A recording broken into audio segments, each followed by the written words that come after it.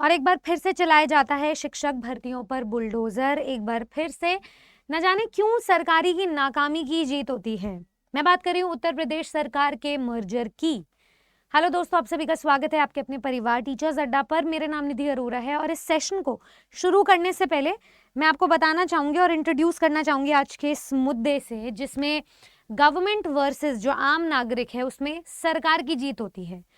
तो उत्तर प्रदेश में जो मर्जर के खिलाफ पिटिशंस दायर की जा रही थी, उसमें हाई कोर्ट ने खारिज कर दिया है उन स्टूडेंट्स की पिटिशन को और कहा है कि योगी जी के निर्णय को ही मान्य ठहराया जाएगा और मर्जर स्कूल्स का होगा ही होगा।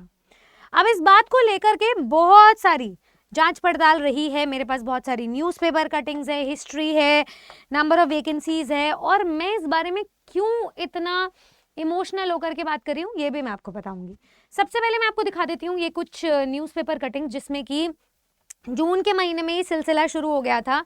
डीजी की तरफ से भी निर्देश आ गया था कि 27,000 बेसिक स्कूल्स का मर्जर करवाया जाएगा, जिसके अंदर कुछ प्रोटोकॉल्स रखे थे। पॉइंटर्स ये थे कि जिन भी स्कूल्स में उत्तर प्रदेश में बालकों की ओवरऑल स्कूल में जो छात्रों की स्ट्रेंथ है वो 10 है, 20 है, या फिर जिन स्कूल में 50 बच्चे भी पढ़ रहे हैं ग्रामीण जिलों में, इलाकों में, तो वहां पर स्कूल्स को मर्ज करवा दिया जाए। और ऐसे 27,000 स्कूल्स हैं जिस पर बहुत सारे लोगों ने कार्रवाई की, जिसके खिलाफ बहुत सारे लोगों ने आवाजें उठाई।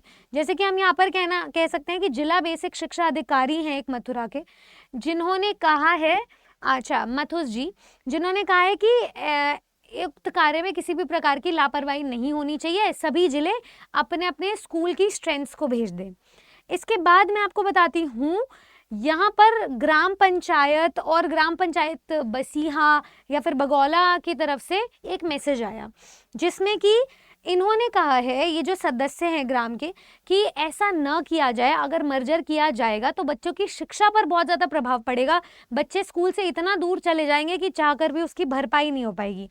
यहाँ पर भी किसी एक ये जो मंटू देवी जी हैं, इन्होंने भी रिक्वेस्ट करी कि प्लीज़ मर्जर का आप निर्णय न लें। इसके बावजूद भी अभी जो आज फैसला आया है वो यही आया कि 5,000 स्कूलों को मर्जर की हरी झंडी दे दी है। मतलब 27,000 स्कूल्स में 5,000 स्कूल्स को तो अलॉटमेंट मिल ही गया है। यहाँ पर कोर्ट में ये जो सीतापुर के 51 बच्चों ने मांग की थी, याचिका को दायर किया था, जिनकी याचिकाओं को खारिज कर दिया, और यही बोला गया है कि हाई कोर्ट ने कि जो सरकार का फैसला है वही आखिरी फैसला है। अब मैं आपको थोड़ा सा हिस्ट्री समझा देती हूँ। 2021 के बाद से कोई भी भर्ती प्रक्रिया पूरी नहीं हुई है उत्तर प्रदेश में। इनफैक्ट बहुत सारी भर्तियां जो इससे भी लेट तक टल रही हैं। 2021 में जो नंबर ऑफ वैकेंसीज थी वो 69,000 थी प्राइमरी अपर प्राइमरी लेवल पर, जिसमें से 29,000 वेकेंट चली गई थी। ये तो थे ही थे सेफ पद जो आगे काउंट होने थे। अगर मैं टीजीटी पीजीटी की बात करूं, जिसका नोटिफिकेशन 2022 में आया था, उसमें 4,000 कुछ पद थे, 4,163, जिनका एग्जाम आज तक नहीं हुआ है। पीजीटी एग्जाम 3 बार पोस्टपोन हो चुका है। टीजीटी एग्जाम भी अप्रत्याशित काल के लिए स्थगित किया जा चुका है।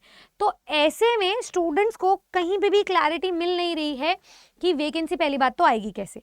तो ये जब सिलसिला चला, इस बीच बहुत सारे स्टूडेंट्स ने, बहुत सारे ग्रामीण क्षेत्रों के सदस्यों ने भी आरटीआई फाइल की थी, जिसके अगेंस्ट कोई रिप्लाई नहीं आया, कोई भी ठोस और कॉन्क्रीट आंसर नहीं आया सरकार की तरफ से।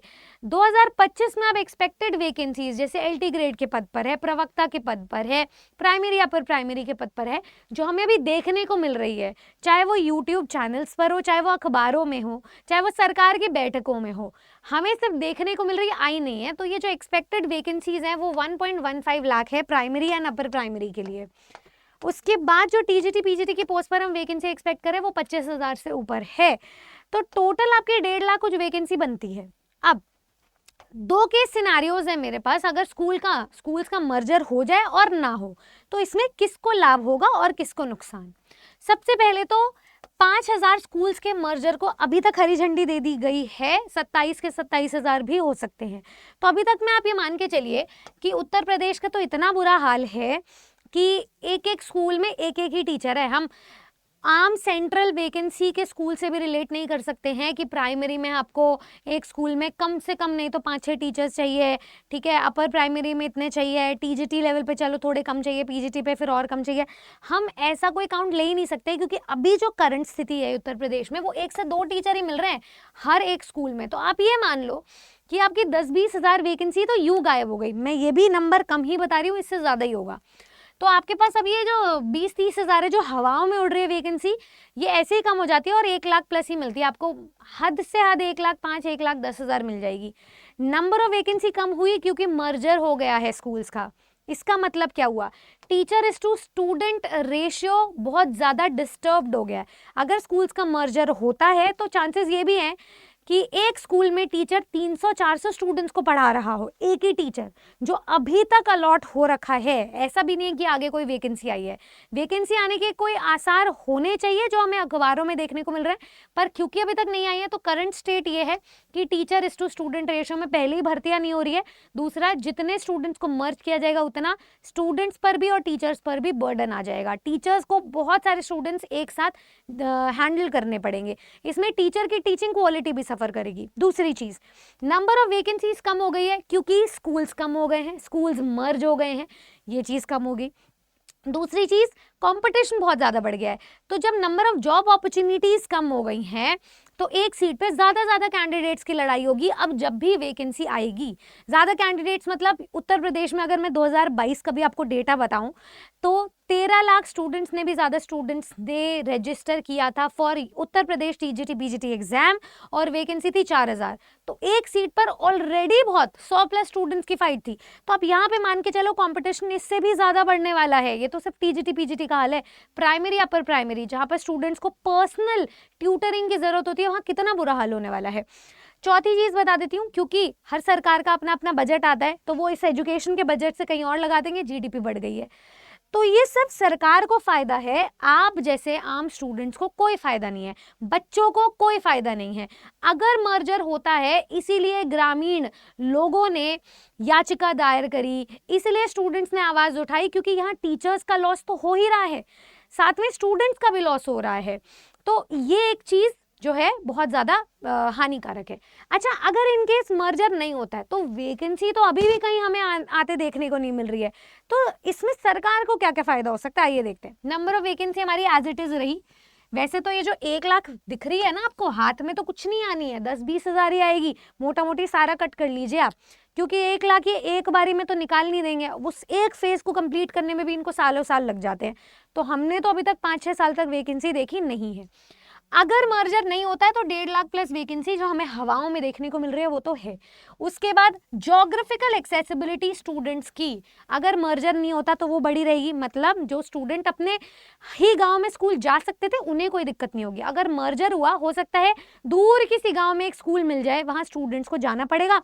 पहले ही टीचर टू स्टूडेंट रेशियो खराब हो रखा है उत्तर प्रदेश में, जिस वजह से सरकार का ये कहना है कि बच्चे स्कूल नहीं आते हैं, तो अब तो और ही स्कूल नहीं आएंगे। स्पेशली लड़कियों को, जिनको वैसे ही शिक्षा का बहुत ज़्यादा अधिकार नहीं मिलता है, छोटे छोटे गांव की जो बच्चियां हैं उन्हें और अधिकार नहीं मिलेगा।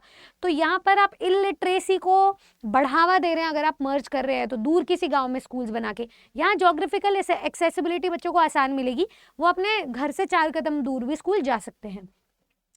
उसके बाद बोला गया रूरल एजुकेशन क्वालिटी बढ़ेगी, क्योंकि अब जब वैकेंसी आएगी तो इसमें अगर एज इट इज स्थिति को रखोगे तो फायदा टीचर्स को भी है, स्टूडेंट्स को भी है। तो मर्जर नहीं करने से रूरल एजुकेशन जो क्वालिटी है वो सही रहेगी। नंबर ऑफ जॉब अपॉर्चुनिटीज आपको भी इसमें फायदा होगा तो आपकी बनी रहेगी। गवर्नमेंट एक्सपेंस बढ़ जाएगा, लेकिन ये सरकार की जो पॉकेट है ना वो थोड़ी सी उनको ढीली करनी पड़ेगी। और टीचर टू स्टूडेंट रेशियो तो यहाँ पर अभी भी खराब है ही, ये करंट स्थिति है, तो इसमें हम कुछ कह नहीं सकते। स्थिति तभी इंप्रूव होगी जब ये 1.5 लाख पदों पर भर्ती आएगी, तब जा करके हर एक स्टूडेंट को शिक्षा का अधिकार मिलेगा जो उसे डे 1 से मिलना चाहिए था। तो ये स्थिति है आपकी, जिसमें कि स्टूडेंट्स याचिका दायर कर रहे हैं, ये बात हम मानते हैं, लेकिन एक बार पिटीशन फाइल करने से कुछ नहीं होगा। आप सबको आवाज उठानी पड़ेगी इस वीडियो के माध्यम से, ऐसी और बहुत सारे पिटीशन फाइल करनी पड़ेगी। टीचर्स अड्डा की पूरी टीम आपके साथ है। तो कंक्लूजन ये है कि ज्यादा से ज्यादा आरटीआई के अगेंस्ट, मतलब प्रूफ मांगिए, आरटीआई भेजिए, ज़्यादा से ज़्यादा पिटिशन फाइल कीजिए। पिटिशन के लिए हम कोई गूगल फॉर्म भी अटैच कर देंगे जिससे कि हम आपको दिखा सके हम आपके साथ हैं। पर आपको ये बात समझनी पड़ेगी कि आपके टीचर्स तो आपके साथ हैं ही, क्या आप अपने हक के लिए लड़ने वाले हो? क्या आप अपने साथ हो, या फिर कमेंट सेक्शन में वही एक रेल बनाने वाले हो कि कुछ नहीं होने वाला मैम, आप भी फालतू वीडियो बना रही हो, टाइम वेस्ट कर रही हो? अगर ऐसे ही कमेंट करने हैं तो आप करते रहिए और नौकरी आपके हाथ से निकल जाएगी, बच्चों से शिक्षा दूर हो जाएगी और हम डेवलपिंग से कभी डेवलप्ड नहीं बन पाएंगे एज अ कंट्री। दूसरा तरीका ये है कि सिर्फ और सिर्फ यूपी पे रिलाई करने का कोई फायदा है नहीं, क्योंकि पिछले 5 से 6 साल से हम ये चीजें देखते आ रहे हैं। तो आप उसी सिलेबस को दूसरे एग्जाम्स के लिए भी तैयारी में कन्वर्ट कर सकते हो। बिहार अभी आपके पास बहुत बड़ी अपॉर्चुनिटी है, क्योंकि बिहार ने करके दिखाया है। बिहार ने ऑलरेडी 3 बार ये एग्जाम्स आपके लिए ऑर्गेनाइज किए हैं। तो 3 फेजेस के कंप्लीशन के बाद अब चौथा फेज टीआरई 4.0 होगा ही होगा, एस्टेट होगा ही होगा, आप उसकी तैयारी कर सकते हैं। ऑल इंडिया भर्तियां हैं, ना कि सिर्फ बिहार, ऐसे अलग अलग राज्यों के स्तर पर अलग अलग भर्तियां आ रही हैं, तो आप उन पर रिजॉर्ट कीजिए। जब केंद्रीय शिक्षक भर्ती आएगी तो हम आपको सबसे पहले इन्फॉर्म करेंगे। तो आपके लिए अभी जो फर्ज बनता है वो है नौकरी सिक्योर करना, तब जाकर आप अपनी आवाज उठा पाओगे, तब जाकर के आपकी कोई सुनेगा। उस आवाज के लिए आपको अपने लिए एक आवाज बनना पड़ेगा। अगर आज आवाज नहीं उठाई, मैं कई बारी वीडियोस में कह चुकी हूँ, तो आप सच में पीछे रह जाएंगे। एज अ कंट्री हम सबको मिलकर आगे बढ़ना है और वैकेंसी के लिए लड़ाई लड़नी है।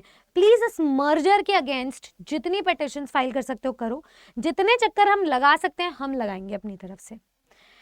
अब मुझे और कुछ नहीं कहना है, इस वीडियो को मैं आप तक एज इट इज सौंप रही हूँ। आप सोचिए, विचार विमर्श कीजिए, अपना निर्णय लीजिए, तब जाकर के कुछ कमेंट कीजिएगा। Thank you so much. जय हिंद।